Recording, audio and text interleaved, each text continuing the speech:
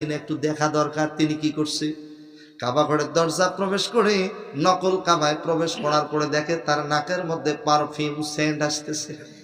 কথা বুঝছেন না এগুলো? না, যুবকরা জ্ঞানী খুব, পারফিউম বলার সাথে সাথে বুঝে নিচ্ছে। আমি বুঝতেছি আমার ওয়াজ কাজে লাগতেছে, বলেন আলহামদুলিল্লাহ। আপনারা আমার কথা বোঝেন দেখি তো আমি আবারও দাওয়াত নিছি, ইনশাল্লাহ আপনারা আবারও ডাকলে প্রয়োজন হলে আপনাদের প্রোগ্রামের জন্য আবারও ছুটে আসবো ইনশাল্লাহ। বলবেন না? আমি আসতে পারবো না, আমার ছোট ভাই আসবে, না আসবে বাংলাদেশ থেকে আরো বক্তা পাঠায় চলবে মাহফিল। কথা বলেন না, চলবে? বলেন না ইনশাআল্লাহ। যদি আমরা আসি দাওয়াত দেই, এই মাদ্রাসার ঘরটা আরো উন্নত করার দরকার আছে না নাই? সহযোগিতা করার দরকার আছে না নাই? সহযোগিতার হাত বাড়ানোর দরকার আছে না নাই? আল্লাহু আকবার। এখানে কি কোরআন মুখস্থ করানো হয়? কোরআন মুখস্থ হয় এখানে? হাফেজ হয়? বলেন না আল্লাহু আকবার। একজন হাফেজে কোরআনকে বলা হবে তুমি কোরআন তেলাওয়াত করো দেখি।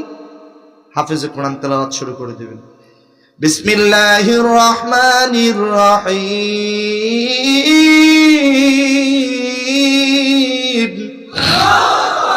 আরেকটু জোরে বলেন। আলিফ লাম মিম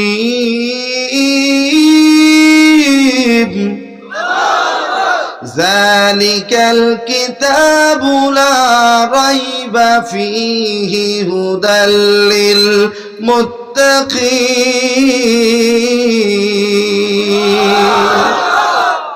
একজন হাফেজে কোরআন তেলাওয়াত করবে, একটা আয়াত পড়বে, একতলা বিশিষ্ট বাড়ি আল্লাহ তাআলা তাকে পুরস্কার দান করবে। 1000 আয়াত পড়বে, 1000 তলা বিশিষ্ট বাড়ি আল্লাহ তাআলা তাকে উপহার দান করবেন। Open challenge.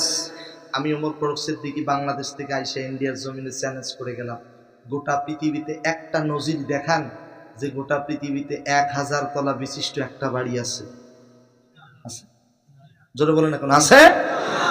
আমেরিকাতে আছে, পৃথিবীর সব থেকে বড় দেশ নেই। আপনাদের পুরো ভারতবর্ষে 1000 তলা বিশিষ্ট একটা বাড়ি আছে। অথচ আল্লাহর নবী বলছেন একজন হাফেজে কোরআন 2000 আয়াত পড়বে, 2000 তলা বিশিষ্ট বাড়ি, 6000 আয়াত পড়বে, 6000 তলা বিশিষ্ট বাড়ি আল্লাহ তাআলা তার জন্য বরাদ্দ করে দিবেন। সুবহানাল্লাহ। আর একটু জোরে বলেন না কেন? সুবহানাল্লাহ। এখন প্রশ্ন করতে পারেন, হুজুর এই বিশাল বড় বিল্ডিং তাকানো যাবে না? 6666টা আয়াত, এত বড় বিল্ডিং, একজন হাফেজে কোরআন উঠবে, ওর জন্য কি এই বাড়িতে একাই বরাদ্দ? না,